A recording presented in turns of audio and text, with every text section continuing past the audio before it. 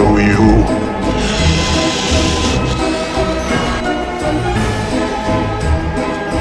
Okay. Show me.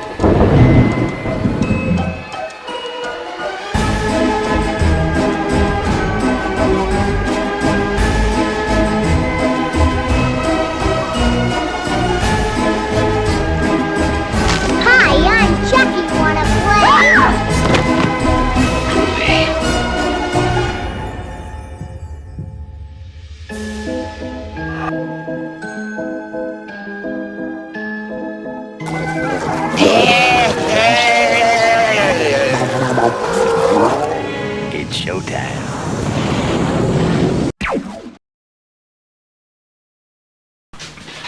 All right, we are back with another D&D movie time, and today we're going to be watching Sleepwalkers.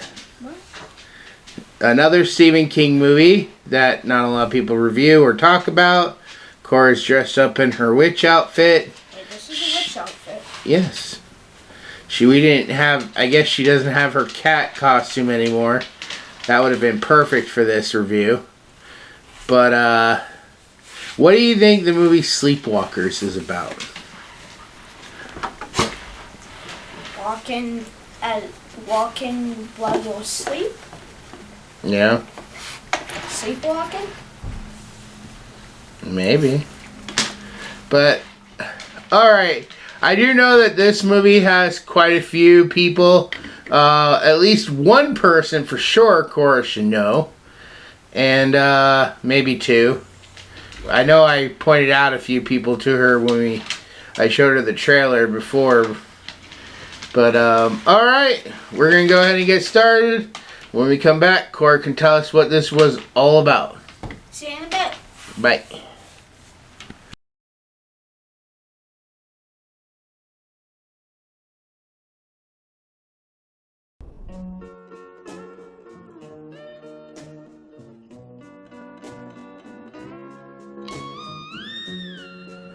Charles Brady is new in town. You can actually talk to him? Yeah, he's nice.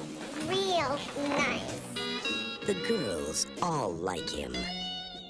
The teachers all respect him. Your teachers in Ohio must have been sorry to lose such a creative young man. The parents all trust him. He's utterly charming. But nobody really knows him. Like his mother. You cannot be in love with this girl, Charles. You don't know me, Tanya. But I want to. Behind their smile is a secret. Hi. Come in, darling. I have something for you. I don't know who you are, but I know you're not who you say you are. Behind the secret is a hunger. Does it have to be her? And behind it all is the imagination of Stephen King.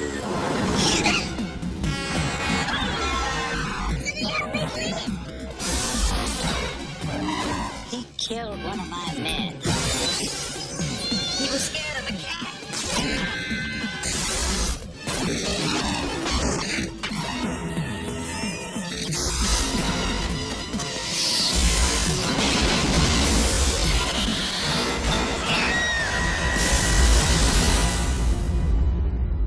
Stephen King's Sleepwalkers.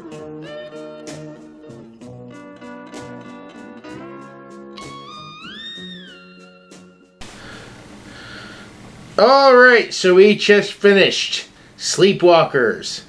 What was this movie about, Cora?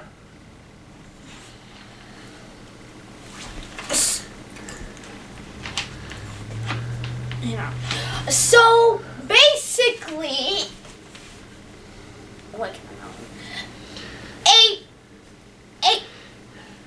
Mother and son. A mother and son. Why do I keep freezing and now computer is like low Wi-Fi?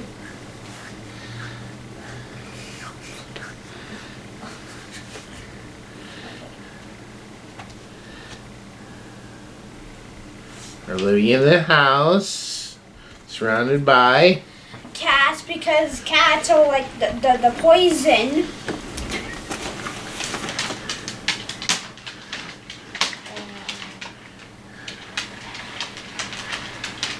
They have traps in the front yard. They have traps in the front yard, and this guy is trying to kill his goal so then he can feed his mother.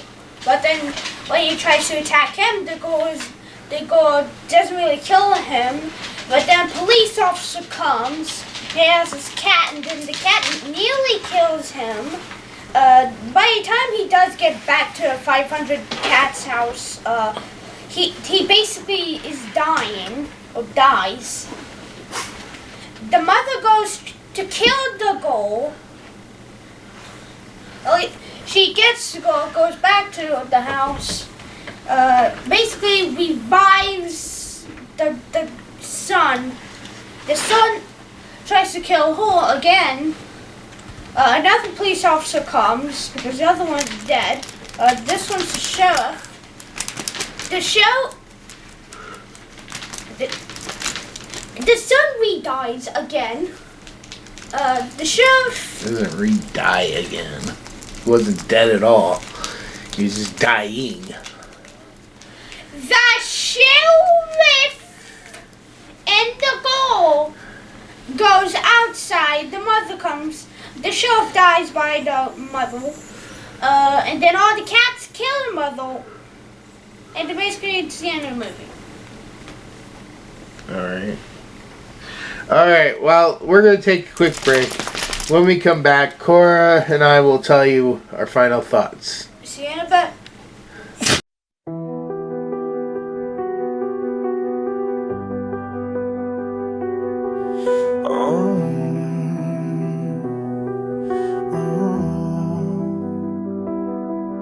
In the shadows of the night, I stand alone. The chill of the north cuts deep to the bone. Every whisper of the wind brings a fleeting pain. A guardian once bold, now drowned in disdain. I fought with my demons, but they wear my skin. Lost in the darkness, where does hope begin? Oh, wake awake in this twisted fate, a shadow's reflection trapped in endless hate. Your screams are silent, lost within the frost. The guardian's light, forever lost.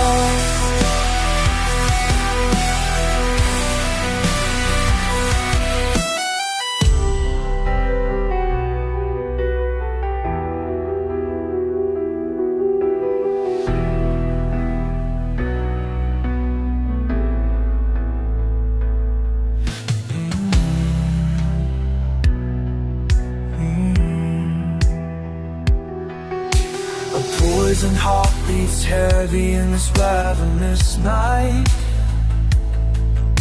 A family secret lurking, hidden from the light. The anger like a fire, it blazes without end. But I'm just a man, not the monster they pretend. On Christmas Eve, the world fell black,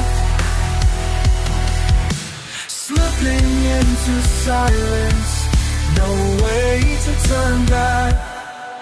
Awake, awake, in this twisted fate, a shadow's reflection, trapped in endless hate.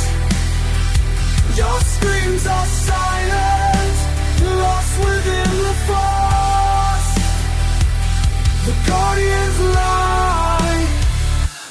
never lie.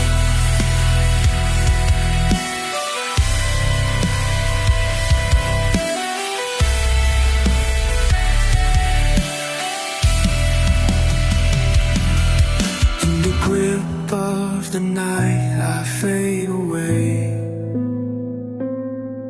The imposter reigns where I used to stay. Alright, Cora, starting with you. Sleepwalkers. On a scale of 1 to 10, what would you give this? 8 out of 10. It was pretty good. That's all I have to say. My favorite character was the cat. Okay, favorite human character now. The cat? That's not a human. I said favorite human character.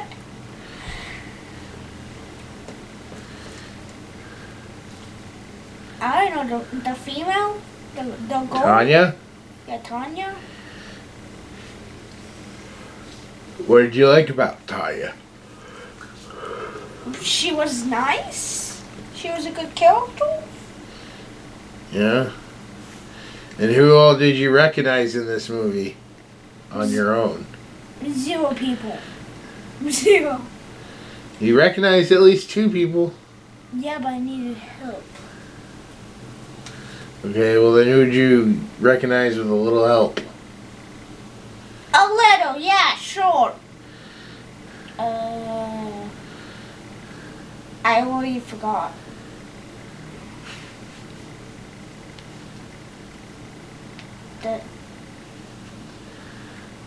You said his name at the beginning of the movie. From Star Wars. Oh, Luke Skywalker. And then you also recognized Otho Also? from Beetlejuice Oh, as the teacher. yeah. And there's a couple other people, the mother and the main mother and son. I showed you where you know them from. I probably don't know them that well, but any favorite scenes? The end while the cats kill her. Oh. I thought you would say when she was firing the revolver with the explosive, Top. I thought you would have said when she was firing the gun with the explosive bullets. One shot from the revolver and the cars blew up.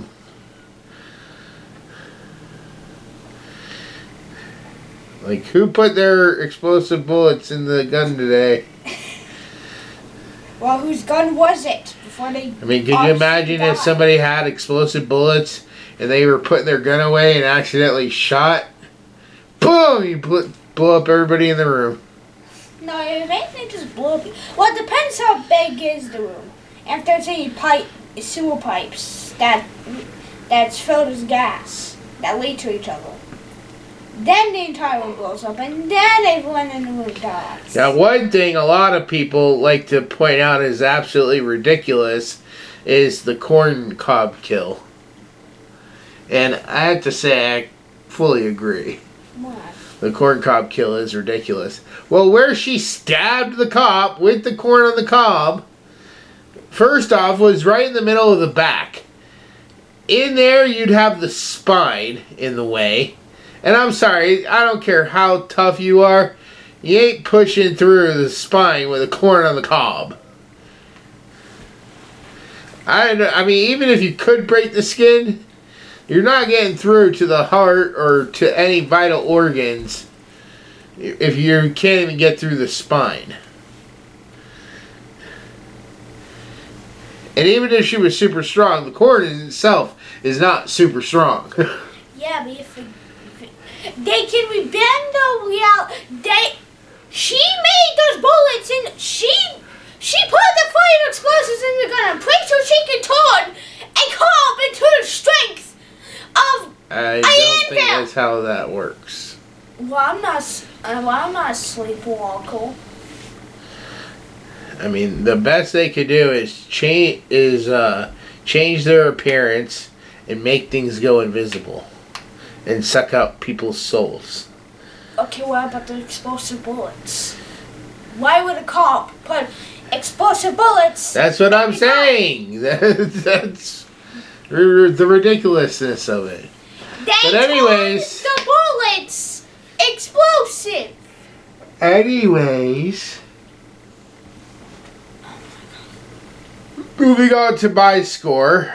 On a scale of 1 to 10, I would also give Sleepwalkers an 8 out of 10. I really do enjoy this. I like the music.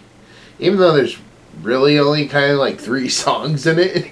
They just keep replaying the same 3 songs. Or at least 2 of the main songs get repeated. But I do enjoy the cast. I do enjoy the story. I kind of wish we would get a sequel that would really expand on this kind of characters more. They do talk about there possibly being other sleepwalkers out there. So we could always just pick up with another set of sleepwalkers that are like a family of them or something. And, I mean, they have to go after virgin females because that was a huge thing. But, I mean, you could have it where, like, they blend in, they pick a target, or they travel to another town picking their targets, and have like maybe a 10-year-old boy lead a 10-year-old girl away so the family can take her soul. It didn't say it had to be a teenager, just said it had to be a virgin female. So another really good thing about this, and I think you'll appreciate this more, is there was a lot, quite a few, big horror directors. Clive Barker, Stephen King, Tobe Hooper, who all did horror movies. I think there's a couple others that did horror movies that were guest appearances in this movie. So I think in the future, as you get older and you come to know these horror movies better and who made them and what movies Clive Barker is responsible for, what movies Tobe Hooper is responsible for, I think you'll appreciate it more.